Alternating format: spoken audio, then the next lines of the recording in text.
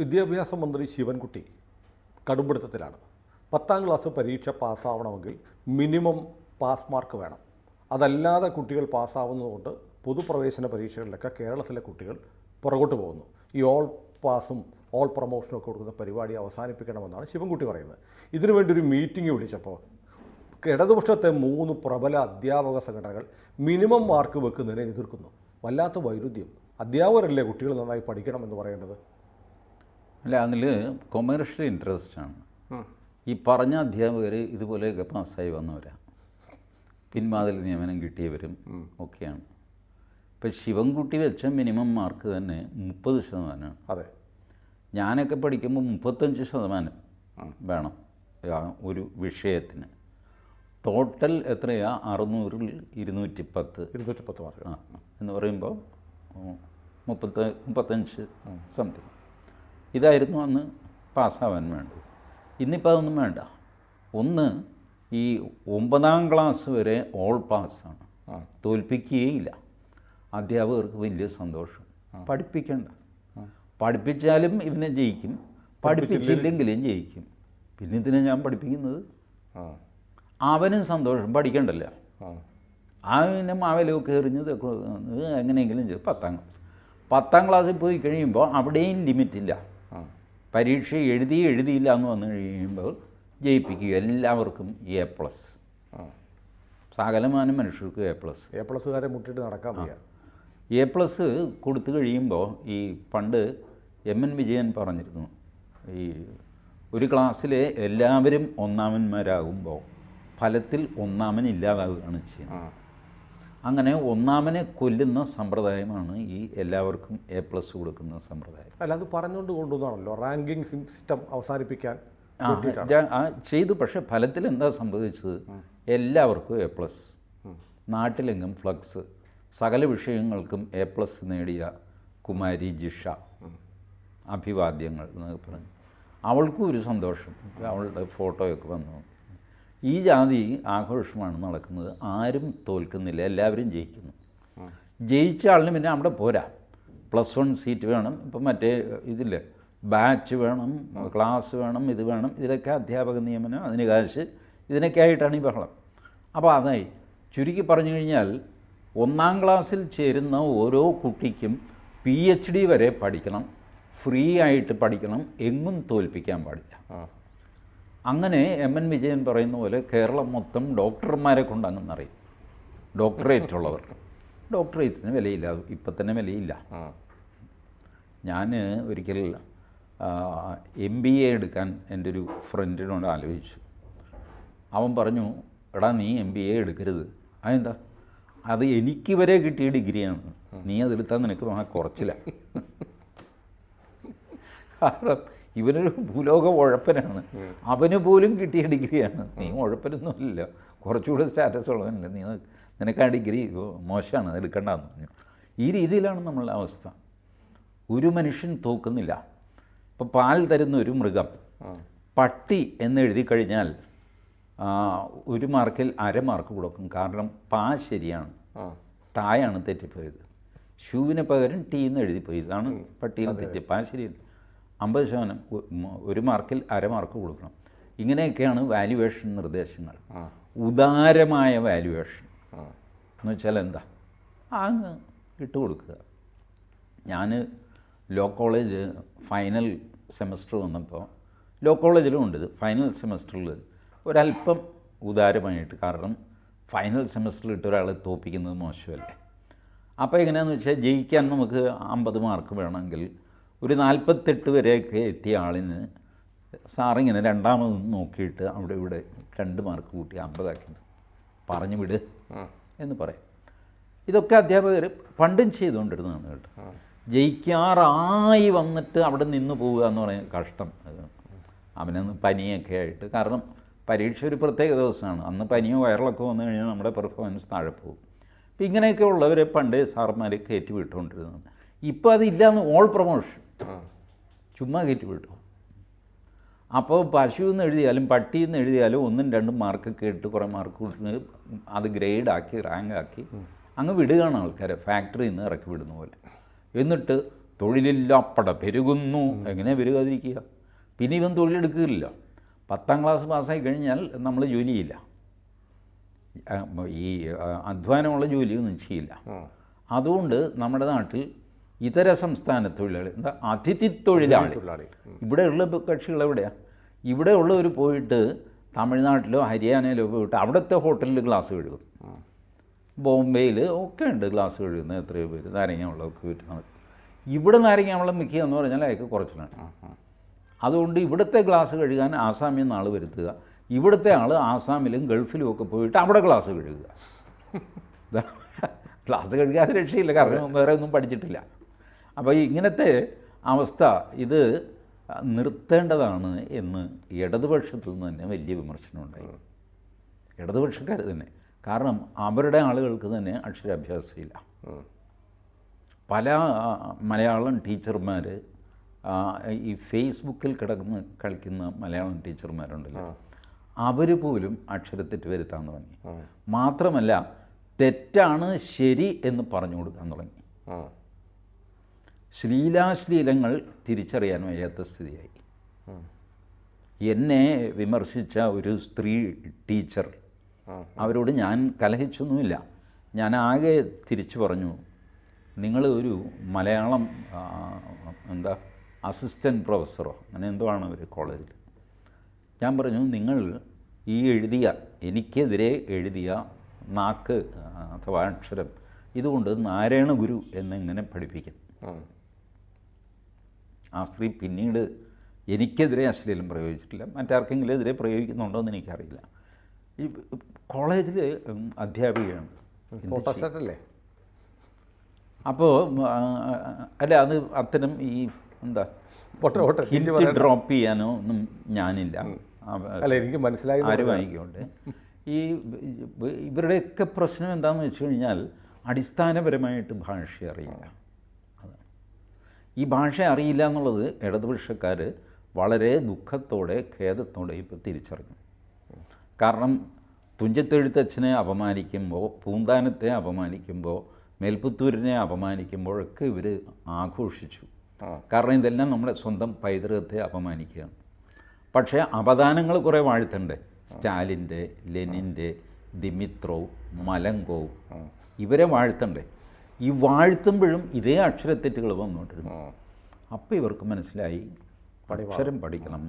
കാരണം ഇതിൻ്റെയൊക്കെ അർത്ഥം മാറിപ്പോകുന്നു പലപ്പോഴും. മലയാളത്തിലെ ചില അക്ഷരങ്ങൾ എങ്ങനെ ഉച്ചരിക്കണം എന്ന് ആർക്കും അറിയില്ല.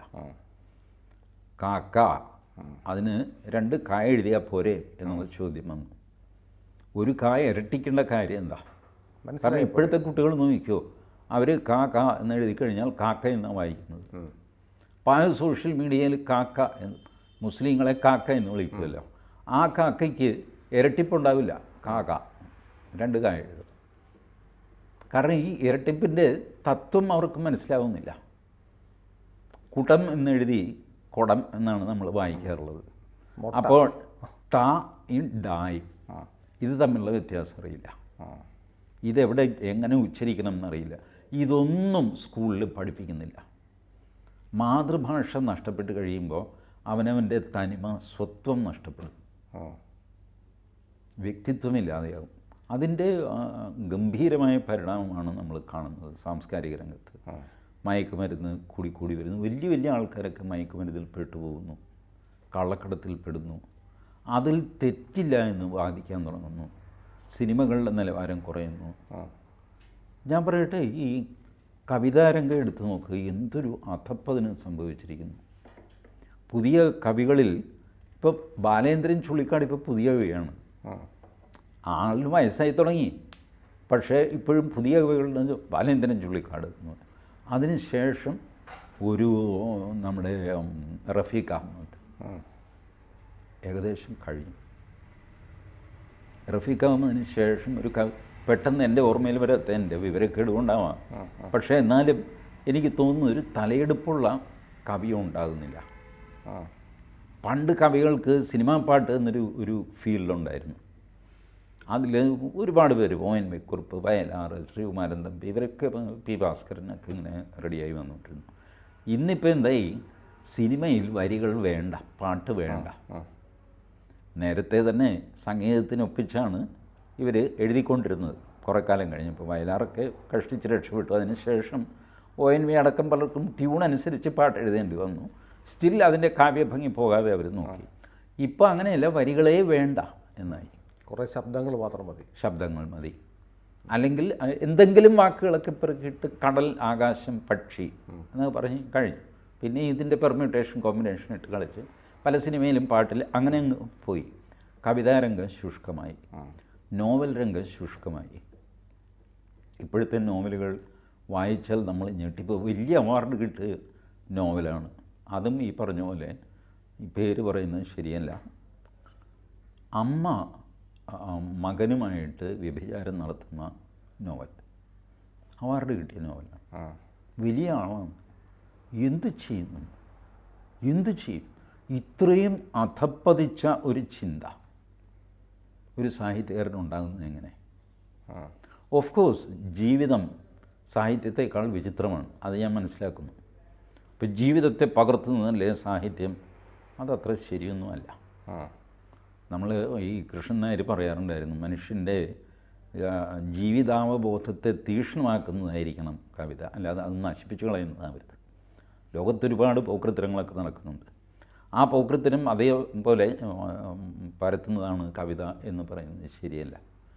ഞാനിപ്പോൾ സുനിലുമായിട്ട് സംസാരിക്കുമ്പോൾ ഒരു ഷർട്ട് ഇട്ടിട്ടുണ്ട്, യാഥാർത്ഥ്യങ്ങളെ മറച്ചു വയ്ക്കില്ല എന്ന് പറഞ്ഞ് ഈ ഷർട്ടും പാൻറ്റും ഞാൻ അഴിച്ചു കഴിഞ്ഞാൽ എങ്ങനെ ഇരിക്കും? സംഭവം ശരിയാണ്. യാഥാർത്ഥ്യങ്ങളെ മറച്ചു വയ്ക്കാത്തവൻ സത്യസന്ധൻ. പ്രകൃതിയിൽ ഞാൻ എങ്ങനെ പിറന്നോ അത് ഞാൻ എന്തിനു മറച്ചു വയ്ക്കണം എന്ന് ചോദിച്ച് തുണിയില്ലാതെ റോഡിൽ കൂടെ നടക്കാൻ പറ്റും? ഈ വക ഈ ലോജിക്കിലേക്ക് പോകരുത്. അതാണ് കൃഷ്ണൻ നായർ പറഞ്ഞത്, ജീവിതാവബോധത്തെ തീക്ഷ്ണമാക്കണം, അല്ലാതെ അതിനെ സങ്കീർണവും വൃത്തികെട്ടതും നാറ്റക്കേസുമാക്കരുത്. അങ്ങനെ ചെയ്യുന്നത് സാഹിത്യമല്ല.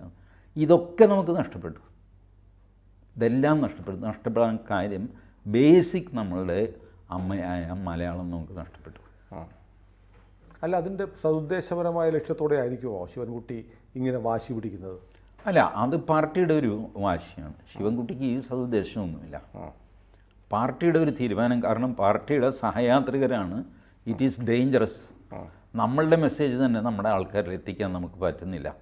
ഇതൊരു സ്വയംകൃതാനർത്ഥമാണ്. ഇനിയെങ്കിലും ഇത് തിരുത്തണം എന്ന് സ്ട്രോങ് ആയിട്ട് ഇടതുപക്ഷത്തു നിന്ന് തന്നെ അഭിപ്രായങ്ങൾ വന്നു. പക്ഷേ ഇടതുപക്ഷ അധ്യാപക അതേ ചൊല്ലി വലിയ ഈ മാതൃഭൂമി ആഴ്ചപ്പതിപ്പിൽ വലിയ ചർച്ച നടന്നു. ഈ പറഞ്ഞ MN കാരശ്ശേരി അടക്കം പങ്കെടുത്തു. കാരശ്ശേരിയൊക്കെ ഇതിനെ രൂക്ഷമായിട്ട് വിമർശിച്ചു.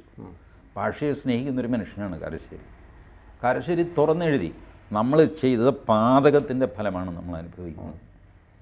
ഈ അക്ഷരം പഠിപ്പിക്കാതിരിക്കുക, അമ്മ എന്ന് എഴുതുന്നത് എന്തോ മോശമാണെന്ന് പറയുക, തറാപറാൻ മോശം, പിള്ളേർ ആകാശത്തു നിന്ന് വാക്കുകൾ പഠിച്ചോളും എന്ന് പറയുക, സമൂഹത്തിൽ നിന്ന് അബ്സോർബ് ചെയ്യുമെന്ന് പറയുക. അങ്ങനെയൊന്നും അല്ല പിള്ളേരുടെ. നഴ്സിംഗ് എന്ന് പറഞ്ഞൊരു സാധനമുണ്ടല്ലോ, ബേസിക്കലി കുട്ടികളെ നർച്ചർ ചെയ്യണം, നേർവഴിക്ക് നടത്തണം, അല്ലെങ്കിൽ ആ കാട് തോന്നിയാസം.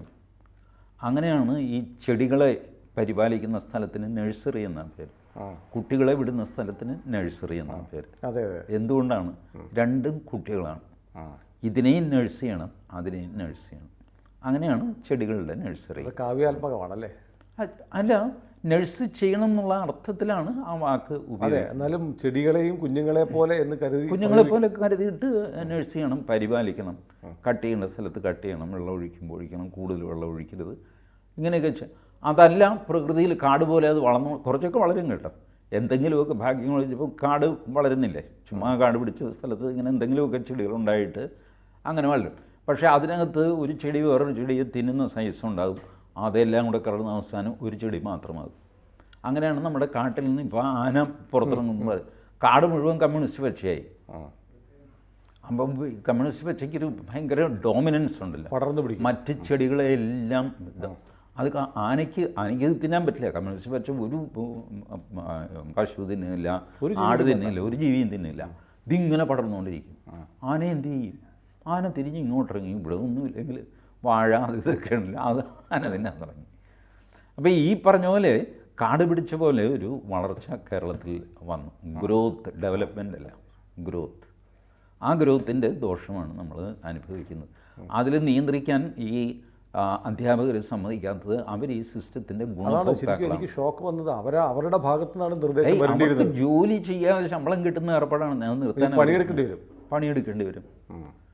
ഇത്രയും കുട്ടികൾ തോറ്റത് എങ്ങനെ എന്ന് അധ്യാപകനോട് നാളെ ചോദിക്കും.